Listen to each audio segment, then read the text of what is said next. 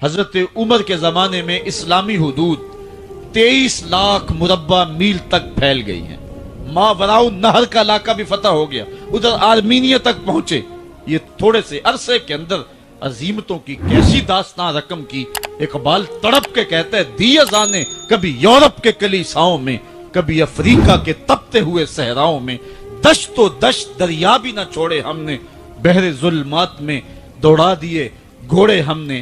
حکمران تو وہ تھے لوگوں کی دہلیز پہ امن دینے والے, لوگوں کی چوکھٹ پہ جو ہیں وہ نور بانٹنے والے.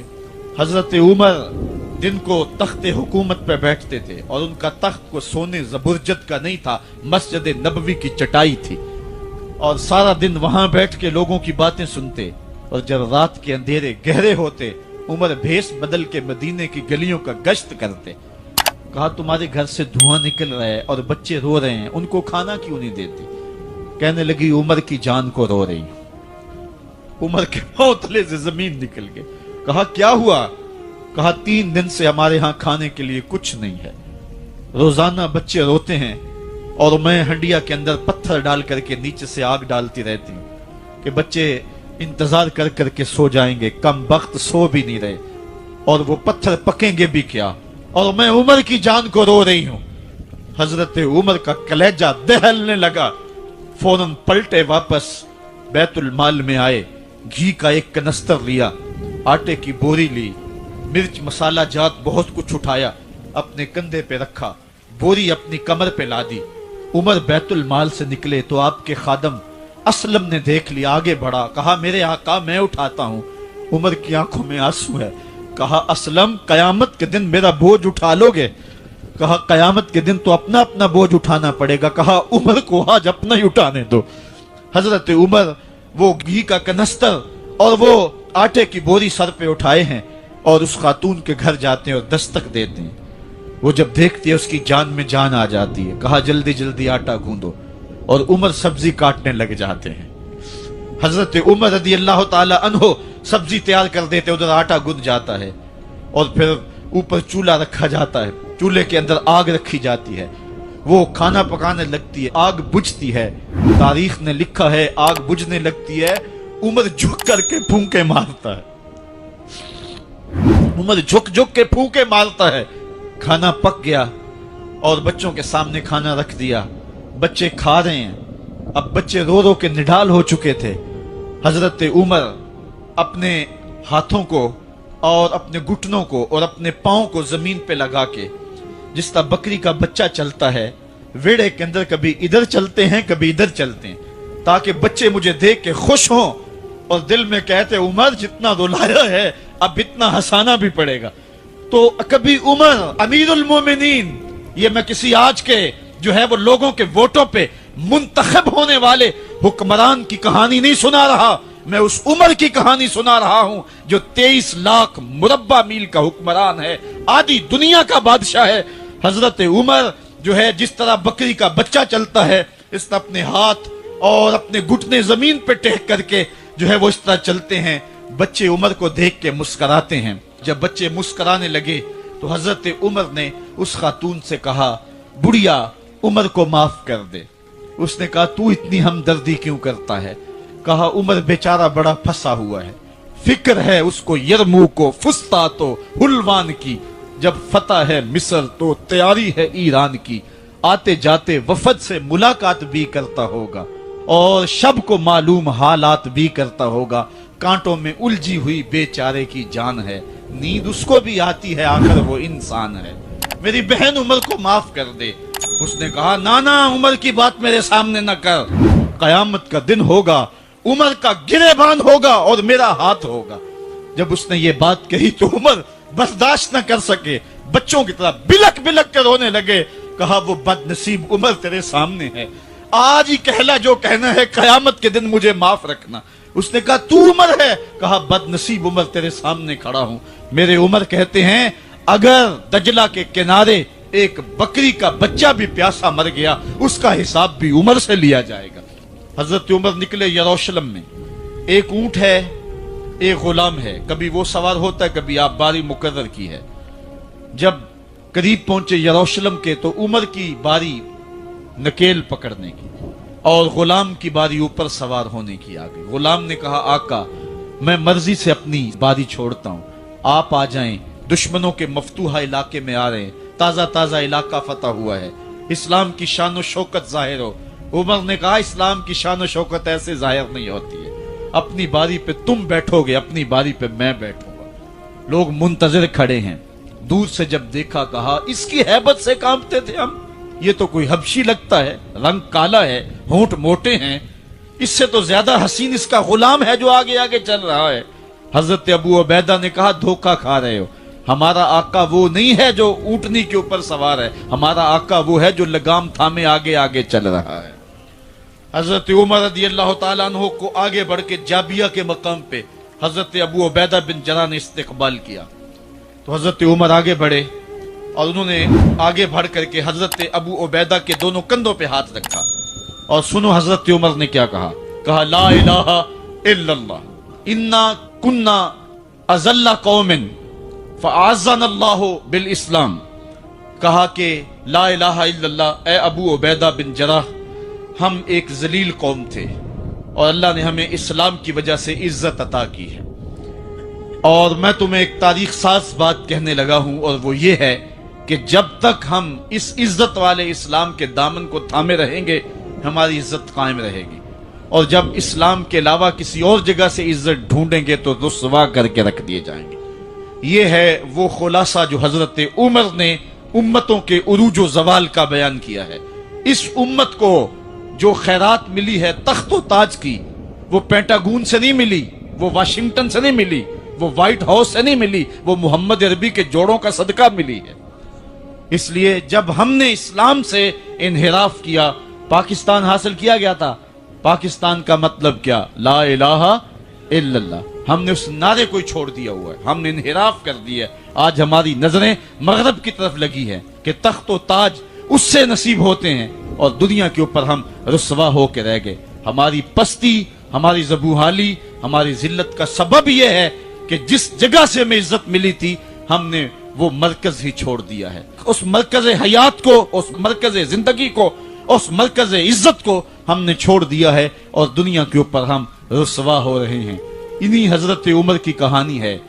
وادی تہامہ سے گزر رہے تھے کہ بچوں کی طرح بلک بلک کے رونے لگے۔ کہا عمر جوان آدمی ہو اور بچوں کی طرح بلک کے رو رہے ہو؟ کہا تم نہیں جانتے، مجھے بچپن کی کہانی یاد آ گئی۔ کہا کیا کہانی ہے؟ کہا یہی عرض تہامہ تھی، میرے باپ خطاب نے مجھے 5 اونٹ دیے تھے، کہا انہیں لائن میں کھڑا کرو سیدھا۔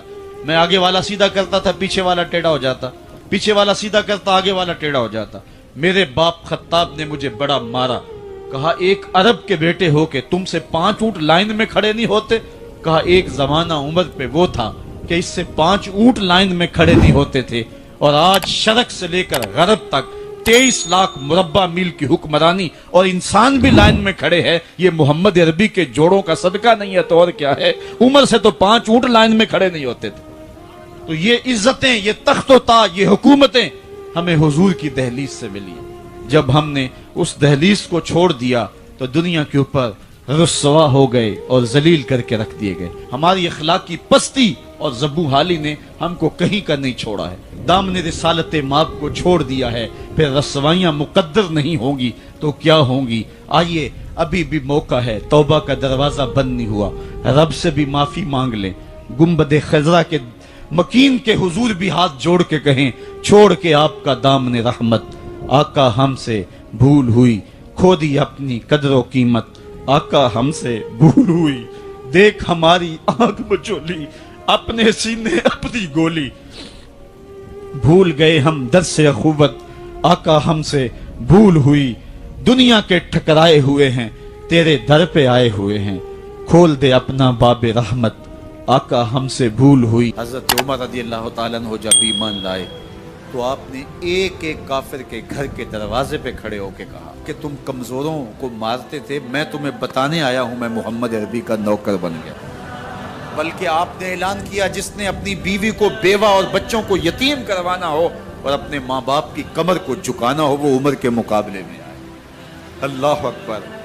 زنیرہ نامی ایک خاتون تھی، بہت کمزور، راوی کہتا ہے کہ اس کی ہڈیوں میں گودا نہیں تھا، عشق رسول تھا۔ اور اس کا ظالم آقا اس کو مارتا ہے، اور جب مار مار کے تھک جاتا ہے ادھر سے عمر آ رہے ہیں، یہ اسلام لانے کے پہلے کی کہانی ہے، ادھر سے عمر آ رہے ہیں تو اس نے کہا عمر تم جوان آدمی ہو تو یہ چھوڑتی نہیں ہے اپنے نبی کا نام، ذرا تم آؤ۔ عمر کوڑا پکڑ لیتے ہیں، اسے مارتے مارتے تھک جاتے ہیں تو پانی پینے لگتے ہیں، تو کہتے ہیں مجھے تیرے پہ ترس نہیں آیا لیکن میں ذرا پانی پینے لگا ہوں، اور پھر گلے کے اندر ڈال کر کے کوڑا اور اس کی رسی کو پل دیتے ہیں اور اس کی آنکھیں باہر نکل آتی ہیں اور کہتے ہیں بلا اپنے نبی کو جو تیری آنکھوں کی بینائی واپس کرے۔ اللہ اکبر۔ تو اس نے آسمان کی طرف منہ کر کے کہا مالک میں کبھی بھی آنکھوں کی بینائی نہ مانگتی، لیکن اب تیرے نبی کی عزت کا سوال ہے۔ آنکھوں کی بینائی واپس ہو جاتی ہے۔ زنیرہ کو بڑا مارا۔ آج عمر گلیوں میں آنکھوں میں آنسو ہیں اور عجیب دل بے تاب ہے، اور کہتے ہیں آؤ بھئی میں حضور کا غلام بن گیا ہوں، تمہیں بتانے آیا ہوں۔ زنیرہ نے موڑ کاٹا تو آگے عمر یہ آواز دے رہے تھے۔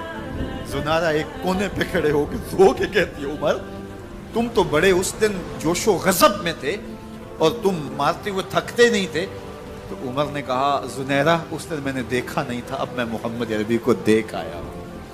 جنہ ویکھیا نہیں ہو کرن گلاں، جنہ ویکھیا نہیں ہو کرن گلاں، جنہ ویکھیا ہو تے بول دے، جڑے محرم راز حقیقت دے اور راز حقیقت کھول دے۔ تو حضرت عمر رضی اللہ تعالیٰ عنہ ایمان لائے۔ حضرت عبداللہ ابن مسعود رضی اللہ تعالیٰ عنہ فرماتے ہیں کہ حضرت عمر کا ایمان لانا مسلمانوں کے لیے عزت کا سبب تھا، ان کا ہجرت کرنا مسلمانوں کی نصرت تھی، اور ان کی خلافت مسلمانوں کے لیے رحمت۔ حضرت عمر رضی اللہ تعالی عنہ وہ ہیں کہ میرے حضور نے فرمایا لوگوں جب نیک لوگوں کا ذکر کرو تو میرے عمر کا تذکرہ ضرور کیا کرو۔ میرا عمر وہ ہے کہ جب وہ ایک سمت سے آ رہا ہو، ایک گلی اور بازار سے آ رہا ہو تو شیطان بھی آ رہا ہو، عمر کو دیکھ کے راستہ تبدیل کر دیتا ہے۔ حضرت عمر رضی اللہ تعالی عنہ کی طبیعت کے اندر جو جاہ و جلال تھا، طبیعت کے اندر جو سختی تھی، وہ اسلام کے اندر آ کر بھی قائم ہے، اور آپ نے وہی سختی، وہی جاہ و جلال جو پہلے مسلمانوں کے خلاف تھا، اب کفار کے خلاف، منافقین کے خلاف حضرت عمر کی طبیعت کے اندر وہ جوش و خروش بدستور موجود ہے۔ لیکن جس دن آپ خلیفہ بنے تو اس دن آپ نے ممبر پہ چڑھ کے جو خطبہ دیا اس میں کہا لوگوں میں سخت اس لیے تھا کہ رسول اللہ نرم تھے، پھر میں سخت اس لیے تھا کہ حضرت ابو بکر صدیق نرم تھے، اب میں تخت خلافت پہ بیٹھا ہوں، اب میری سختی جو ہے وہ نرمی میں تبدیل ہو گئی، صرف فاسقوں، فاجروں اور باغیوں کے لیے میں سخت ہوں، باقی تمہارے لیے نرم ہوں۔ سب سے کم جو تنخواہ بیت المال سے اگر کسی وجود نے لی ہے تو وہ حضرت عمر رضی اللہ تعالیٰ نے صرف 2 جوڑے لیتے تھے سال میں، اور راوی کہتا ہے کہ میں نے دیکھا ہے کہ اس میں بھی 17 پیوند لگے ہوتے تھے۔ حضرت عمر رضی اللہ تعالیٰ عنہ کا طرز زندگی، آپ کا انداز معاشرت اور آپ کا انداز خلافت، ہر لمحہ آپ کی زندگی کا اٹھا کے دیکھیے کتنی مرتبہ قرآن حضرت عمر کی رائے کے مطابق نازل۔ اللہ تعالیٰ جل شانہ نے ان کو صاحب الہام بنایا تھا۔ ہر امت میں کوئی صاحب الہام ہوتا ہے، حضور کی امت کا صاحب الہام حضرت عمر رضی اللہ تعالیٰ، اور آقا کریم نے انہیں اپنا وزیر قرار دیا۔ فرمایا میرے 2 وزیر آسمانوں میں ہیں، 2 وزیر زمینوں میں ہیں۔ آسمانوں کے وزیر جبرائیل اور میکائیل ہیں، اور زمین کے وزیر ابو بکر اور عمر رضی اللہ تعالی عنہما۔ ایک دن حضرت عمر بیٹھ کے رو رہے تھے تو کسی نے کہا حضرت رو کیوں رہے ہیں؟ فرمایا کہ میں اس لیے رو رہا ہوں کہ فلاں پل سے بکریاں گزری ہیں، تو پل کے اندر شکستگی تھی، ٹوٹا ہوا تھا پل درمیان میں، اس میں ایک بکری کی ٹانگ ٹوٹ گئی ہے، تو میں ڈرتا ہوں کہ میرا رب یہ نہ پوچھے کہ عمر تو نے پل صحیح تعمیر نہیں کروائے تھے کہ ایک بکری کی ٹانگ کیوں ٹوٹی ہے۔ یہ ہیں حضرت عمر رضی اللہ تعالی عنہ۔ اللہ اکبر۔ تو اللہ تعالیٰ جل شانہ نے حضرت سیدنا عمر بن خطاب رضی اللہ تعالیٰ عنہ سے جو کام لیا، مختصر دور خلافت کے اندر 10 سال 6 ماہ 4 دن آپ نے خلافت فرمائی ہے، لیکن کہاں سے چلے اور یہاں مکران تک، بلوچستان کا حصہ ہے، یہاں تک آپ کے سلطنت کی حدود وسیع، ادھر آرمینیا تک جا پہنچے، حمص فتح کیا، قادسیہ، یرموک، آپ ذرا دیکھیے کہ کہاں تک آپ کی فوجوں کے گھوڑے دوڑتے رہے، اور اللہ تعالیٰ جل شانہ نے ان کو جو توانائی، عدل و انصاف کی قوت عطا فرمائی۔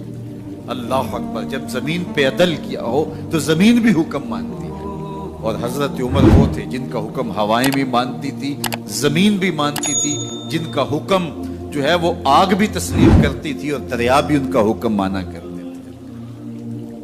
مصر کے اندر یہ رسمیں بد جاری تھی کہ سال کے بعد ایک دوشیزہ کو زیورات پہنا کے اچھے لباس میں ملبوس کر کے دریا کی بھیڑ چڑھایا جاتا، اس کی قربانی دی جاتی، اس کا خون بہتا تو دریا چلتا۔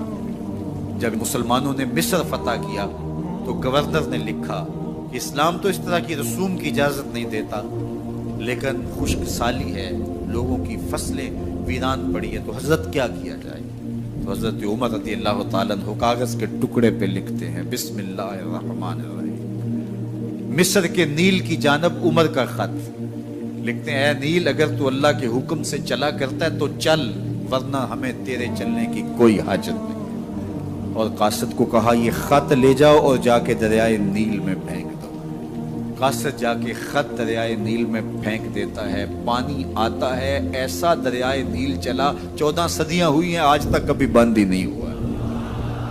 دریا حکم مانتے، آگ نکلتی ہے، لوگ حضرت عمر رضی اللہ تعالی عنہ کے پاس آئے، حضرت لاوا پھوٹا ہے، آگ نکل رہی ہے اور مدینے کی طرف بڑھ رہی ہے، اب کیا کیا جائے؟ فائر بریگیڈ تو زمانے میں تھی نہیں۔ عمر نے اپنی قمیض اتاری، جس قمیض پہ 17 پیوند لگے ہوئے تھے چمڑے کے، کہا یہ قمیض لے جاؤ، جدھر آگ بڑھ رہی ہے آگے ڈھالنا، آگ پیچھے بھاگ جائے گی۔ زلزلہ آتا ہے تو زمین پہ درہ مارتے ہیں، زمین رک جا، کیا عمر نے تیری چھاتی پہ عدل نہیں کیا ہے؟ تو یہ عمر ہیں رضی اللہ تعالیٰ عنہ کہ جن کے انصاف کی وجہ سے، جن کے عدل کی وجہ سے اللہ تعالیٰ کی رحمات اور اس کی برکات کا نزول ہوتا تھا، اور اللہ تعالیٰ نے مسلمانوں کو وہ آبرومند حکومت دی۔ کائنات کی تاریخ کے اندر ایسی حکومت آپ نے نہیں دیکھی ہوگی جو حضرت عمر نے حکومت کی ہے۔ اللہ اکبر، فرمایا فرات کے کنارے پہ ایک کتا بھی پیاسا مر گیا تو اس کا حساب بھی عمر سے ہوگا۔ باہر سے سفیر آتا ہے اور آ کے پوچھتا ہے کہ میں امیر المومنین کے، مسلمانوں کے حکمران کے محل میں جانا ہے، تو مسکرا کے کہتے ہیں ہمارے امیر کا تو کوئی محل نہیں ہے۔ کہا کہاں ہے تمہارا امیر؟ کہا مسجد نبوی میں ہوگا یا بیت المال کی اونٹوں کی دیکھ بھال میں لگا ہوگا۔ وہ جب گئے تو مسجد میں نہیں ہے، اللہ اکبر، وہاں گئے تو وہاں بھی نہیں ہے۔ پھر کیا دیکھتے ہیں کہ عمر رضی اللہ تعالی عنہ جنت البقیع کے پاس ایک درخت کے نیچے اینٹ کا سرانہ رکھ کے سوئے ہوئے، تو اس نے کہا عمر تو نے عدل کیا ہے، تجھے کچی اینٹ پہ بھی نیند آ گئی، ہمارے حکمرانوں نے انصاف نہیں کیا، اور وہ بند اور محفوظ کمروں کے اندر بھی سکون اور چین کی نہیں سو سکتے۔ حضرت سیدنا عمر رضی اللہ تعالیٰ عنہ نے اس طرح ان امور سلطنت نبھائے۔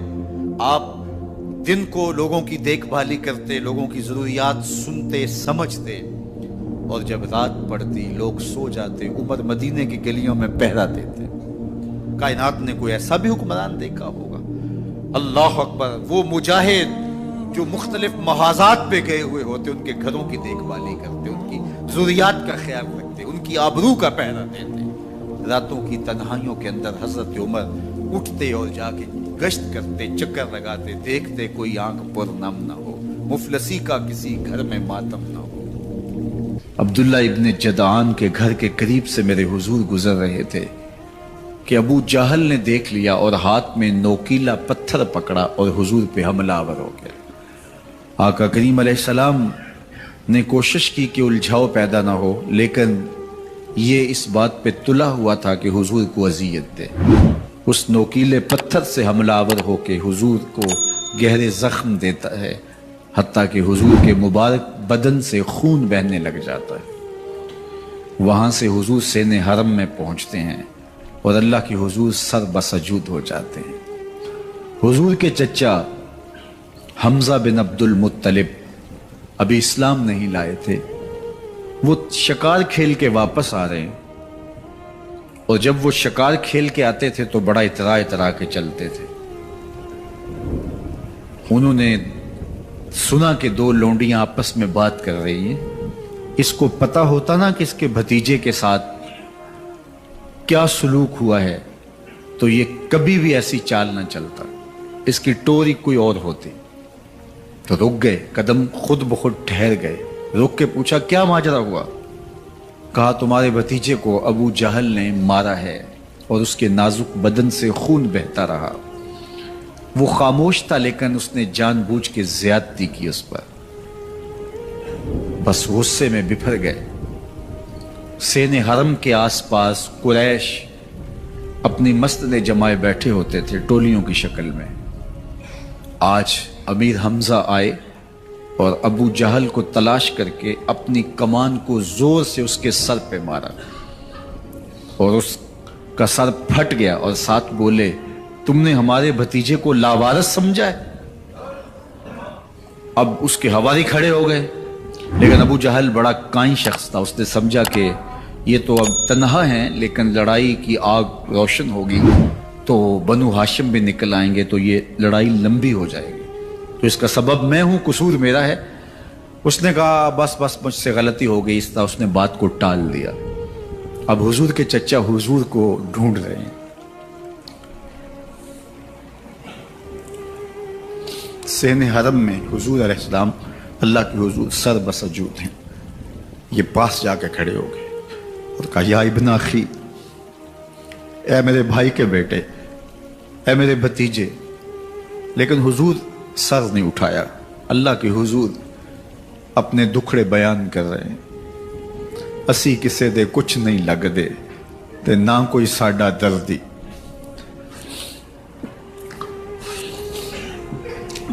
اللہ کے محبوب علیہ السلام اللہ کے حضور سر بسجود ہے۔ انہوں نے پھر کہا یا ابن اخی، اے میرے بھائی کے بیٹے، اور انہیں بے چینی ہے کہ بتاؤں کہ حوصلہ رکھو میں تمہارا بدلہ لے لیا، لیکن حضور سر نہیں اٹھا رہے۔ تیسری مرتبہ پھر آواز دی تو حضور نے سر اٹھایا، آنکھیں آنسوں سے بھری ہوئی تھی، تو برجستہ کہا بھتیجے میں تمہارا بدلہ لے لیے۔ میرے حضور نے فرمایا چچا مجھے اس کی کوئی خوشی نہیں ہوئی۔ یہ حیرت زدہ ہو گئے کہ اتنا بڑا کام، اس وقت مکے کا اتنا بڑا سورما، اور میں اس سے ٹکرا کے آیا ہوں اور یہ کہہ رہے ہیں مجھے کوئی خوشی نہیں ہوئی۔ قسمت اچھی تھی۔ بولے بھتیجے تم کیسے خوش ہوتے ہو؟ کہا جس رب کو میں مانتا ہوں اس کو تم بھی مان لو۔ تو امیر حمزہ کی قسمت اچھی تھی تو آگے بڑھے اور اسلام قبول کر لیا۔ 38 لوگ پہلے مسلمان تھے، یہ 39 میں مسلمان ہو گئے۔ بس ان کا اسلام لانا مسلمانوں کے لیے تسکین قلب کا سامان ہوا۔ حضور کی آنکھوں میں امٹتے ہوئے آنسو، آگے بڑھے، کعبے کو غلاف کو پکڑا، کہا اللہم اعز الاسلام باحب الرجلین الیک بعمر ابن الخطاب اور بعمر ابن حشام۔ اے اللہ ایک شیر دیا ہے، ایک شیر اور دے دے، اب تیری مرضی، یا عمر بن خطاب دے دے یا عمر بن حشام دے دے۔ اگرچہ اس نے میرے اوپر پتھر برسائے ہیں، مجھے زخمی کیا ہے، لیکن اگر دین کی تقویت اس سے ہو سکتی ہے تو مالک مجھے کوئی غصہ نہیں۔ چاہے عمر بن حشام، یہ ابو جہل کا نام ہے، مجھے چاہے ابو عمر بن حشام دے دے یا عمر بن خطاب دے دے، ایک شیر دے دیا، ایک شیر اور عطا کر دے۔ حضور کعبہ کے غلاف سے لپٹ کے اللہ کے حضور دعائیں مانگ رہے ہیں۔ 39 لوگ اسلام لا چکے ہیں، 40ویں کا انتظار ہے۔ اللہ کے محبوب علیہ السلام کی دعائیں ہیں، حضور کی التجائیں ہیں۔ ادھر یہ خبر پورے مکے میں پھیل جاتی ہے کہ حمزہ بھی ایمان لے آئے۔ کفار پر سراسیمگی سی کیفیت پیدا ہو جاتی ہے کہ ہم تو سمجھتے تھے کہ یہ 2-4 لوگ ہیں، 10, 15, 20 لوگ جمع ہو جائیں گے، اور اس طرح کے لوگ بھی اگر ان کے ساتھ شامل ہو گئے تو ان کا راستہ نہیں روکا جا سکے گا۔ وہ سر جوڑ کے سوچنے لگے ابو جہل کو کوسنے دینے لگے اس نے کیوں یہ ظلم کیا کہ اس کا نتیجہ یہ پھر ہمیں بھگتنا پڑ رہا ہے، اس کے لیے کوئی تدبیر کرنی چاہیے، اس کے لیے کوئی حکمت سوچنی چاہیے۔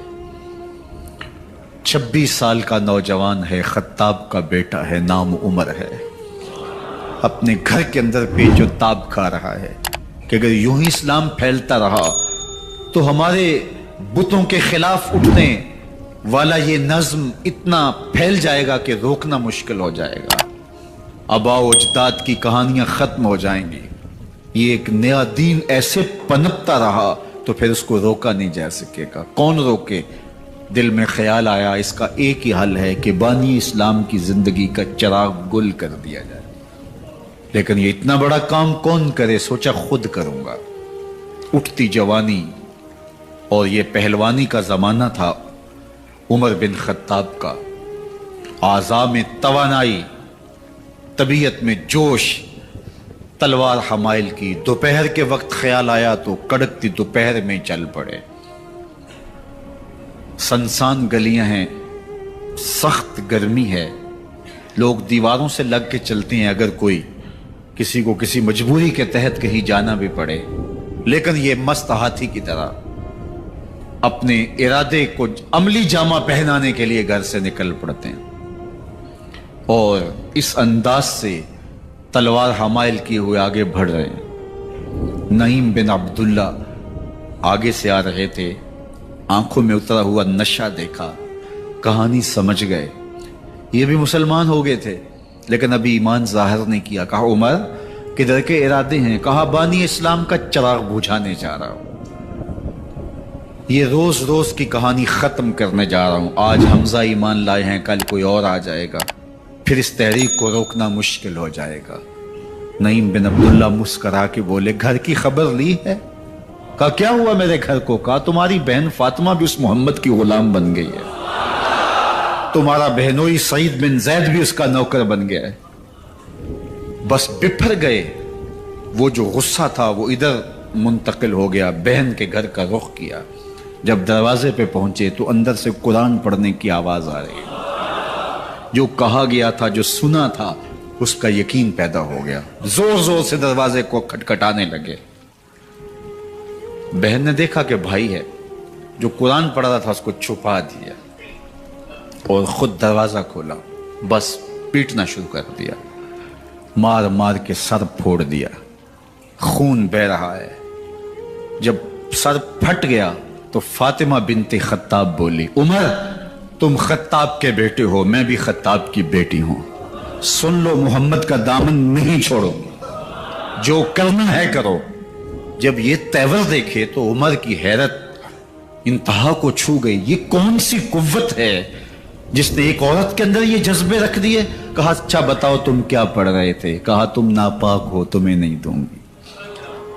کہا کیسے دو گی؟ کہا پہلے غسل کرو۔ عمر غسل کر رہا ہے، سودا لینے کے لیے بازار گئے، ہاتھ اس کے بکے جس کے خریدار گئے۔ عمر غسل کر رہے ہیں، غسل کر کے باہر آئے تو بہن قرآن لے آئی، وہ کھجور کی چھالیں، وہ چمڑے کے اوپر لکھا ہوا قرآن سامنے رکھ دیا۔ عمر پڑھ رہے ہیں طٰہٰ ما انزلنا علیک القرآن لتشقیٰ، اے 14ویں کے چاند محبوب، قرآن اس لیے نازل تو نہیں کیا تھا کہ تم مشقت میں پڑ جائے، محبوب رحمت کے دروازے کھل رہے ہیں، کرم نوازیاں ہونے والی ہیں۔ عمر پڑھتے گئے، آنکھوں کے بندن ٹوٹ گئے، آنسو آنے لگے، ٹپ ٹپ آنسو گرنے لگے، عمر رو رہے ہیں، بدن کانپ رہا ہے۔ آئے کس ارادے سے تھے، اب حالت کیا ہوئی جا رہی ہے۔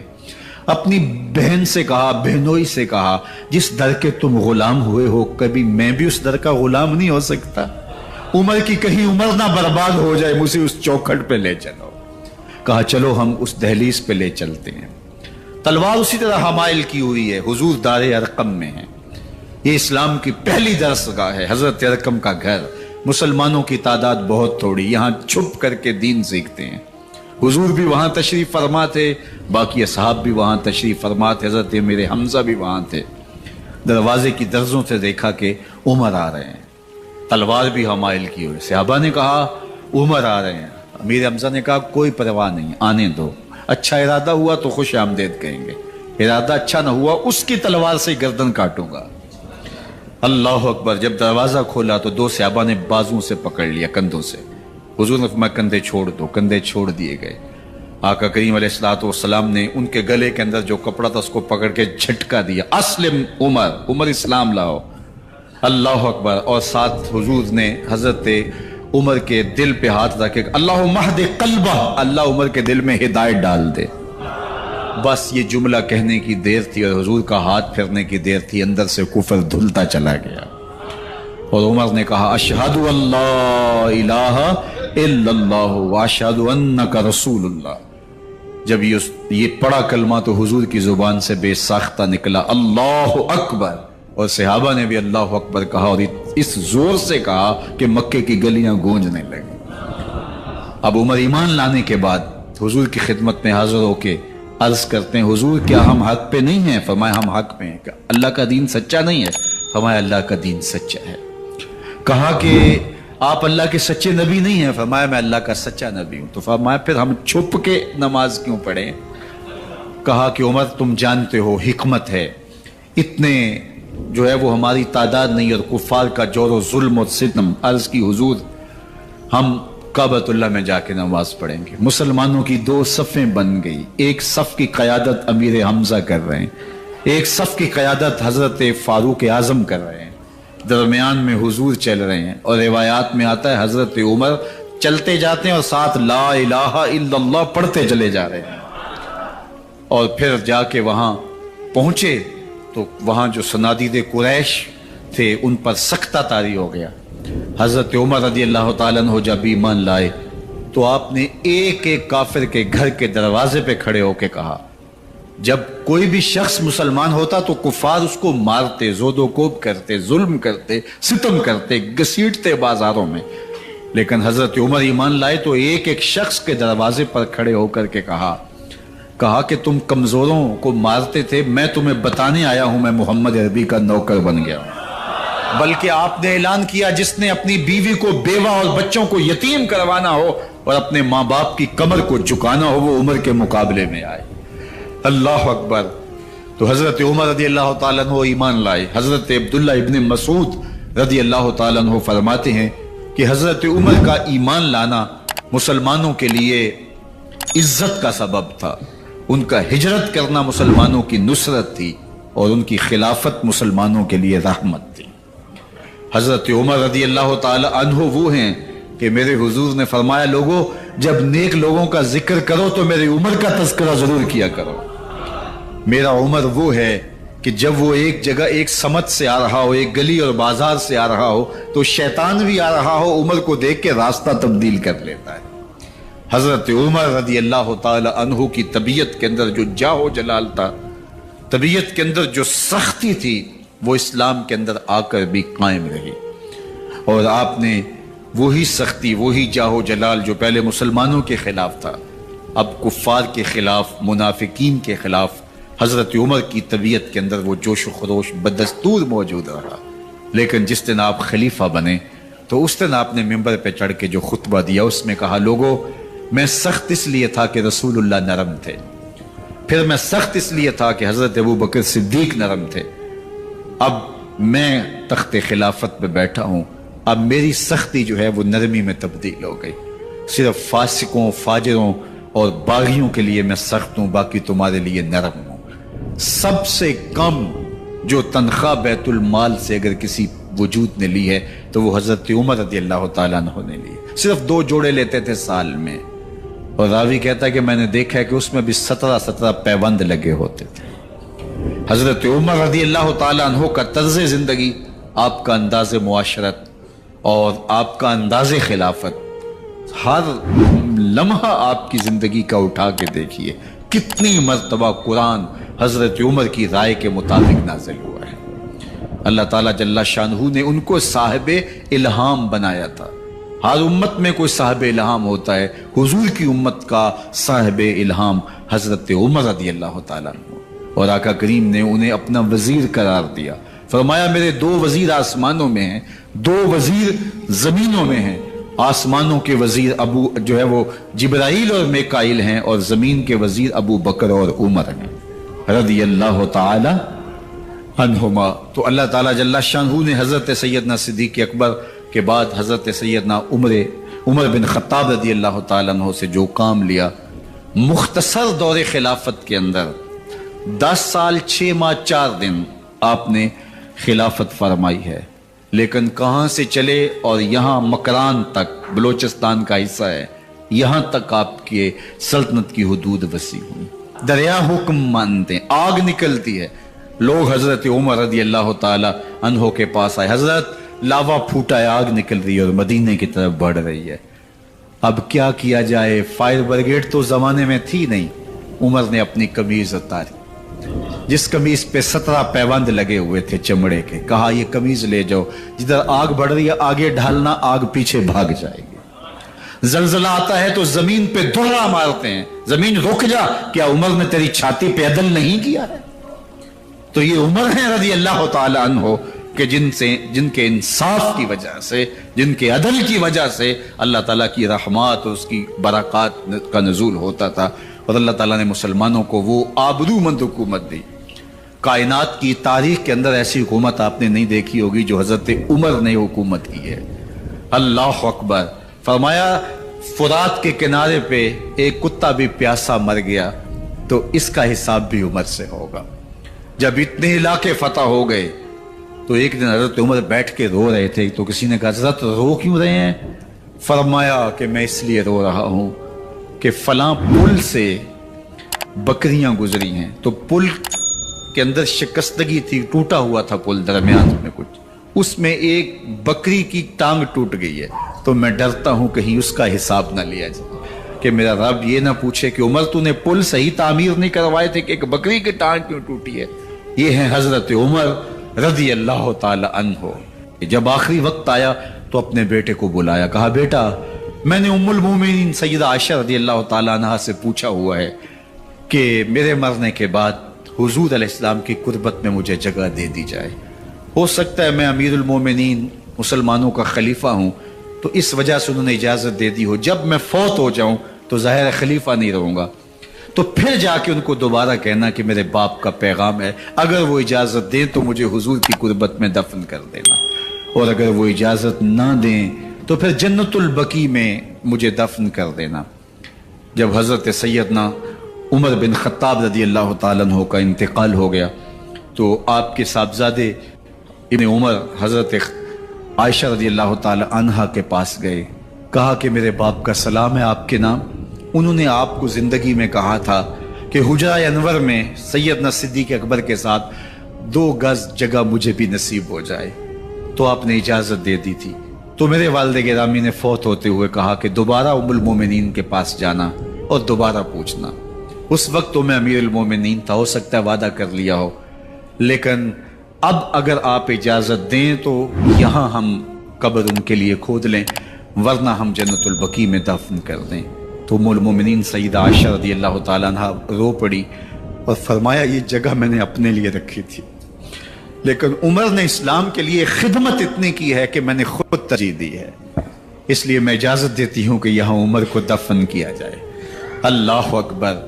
और फिर वहां हजरत उमर रज़ी अल्लाह ताला अन्हु को दफन किया गया। ये कब्र मेरे हुजूर की है, 7 हजरत सिद्दीक़ अकबर हैं, 7 हजरत उमर फारूक रज़ी अल्लाह ताला अन्हु हैं। जे शक होवी ते चल मदीने, जे शक होवी ते चल मदीने, वेख ले जोड़ मज़ारां दा, बन यार नबी दियां यारां दा। हुजूर ने फरमाया, एक दिन मस्जिद नबी से बाहर निकल रहे थे और कुछ लोग मस्जिद में दाखिल हो रहे थे। हुजूर ने दाएं हाथ से अबू बकर का हाथ पकड़ा था और बाएं हाथ में हजरत उमर का हाथ था, और जब लोगों को आते हुए देखा उनको मुखातब करते हुए कहा, हाकाज़ा नुबअसु यौमल क़यामा, क़यामत के दिन हम कब्रों से यूं ही उठाए जाएंगे। मेरे दाएं हाथ में अबू बकर का हाथ होगा, बाएं हाथ में उमर का हाथ होगा। जे शक होवी ते चल मदीने, आ वेख ले जोड़ मज़ारां दा, बन यार नबी दे यारां दा। तो मेरे हुजूर ने फरमाया, जब अच्छे लोगों का जिक्र करो तो मेरे उमर का जिक्र भी जरूर किया करो। तो हजरत उमर रज़ी अल्लाह ताला अन्हो اللہ کے محبوب ہیں, باقی صحابی مرید ہیں, حضرت عمر میرے حضور کی مراد ہیں. اللہ سے مانگ کر کے لیا ہے, اللہ عمر بن خطاب عطا کرتے, اور پھر اللہ نے عمر کی صورت میں اسلام کو وہ عظیم تحفہ دیا جس سے اسلام کی عزت بڑھی اور شان و شوکت میں اضافہ ہوا, اور اسلام کے جھنڈے چار داغ عالم کے اندر لگ گئے. اللہ مجھے آپ کو حضرت عمر کے نقوش پاک کی برکتیں عطا فرمائے.